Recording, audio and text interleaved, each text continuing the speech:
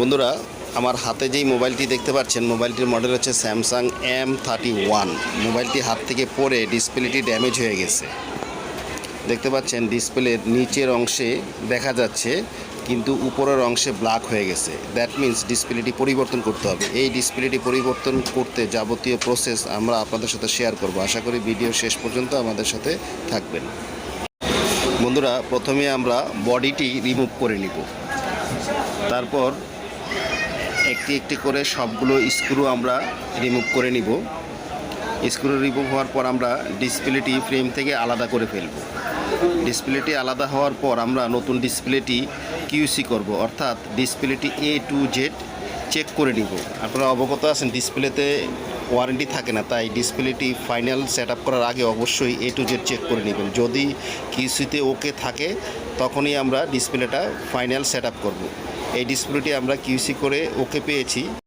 বন্ধুরা, বডি থেকে পুরাতন ঘামগুলি প্রপারলি ক্লিন করে নেবেন। যত ভালো ক্লিন করবেন তত ভালো ফিটিং হবে। আমাদের ক্লিন করা কমপ্লিট হয়ে গেছে। আমরা এখন চারদিকে ভালোভাবে ঘাম দিয়ে নিব। ঘামটাও খুব ভালোভাবে দিতে হবে যাতে কোথাও ফাঁকা না থাকে। অবশ্যই এলসিডির নিচে যে পলিটা থাকে সেই পলিটা রিমুভ করে নেবেন, অন্যথায় ফিটিংয়ে প্রবলেম হতে পারে। আমাদের গাম দেওয়া অ্যাকুরেট হয়ে গেছে। এখন আমরা ডিসপ্লেটা বসিয়ে নিচ্ছি। অবশ্যই ডিসপ্লেটা বসিয়ে কাস্টমারকে দেওয়ার আগে আরেকবার আমরা চেক করে দেখব আমাদের ডিসপ্লেটা প্রপারলি কাজ করছে কিনা।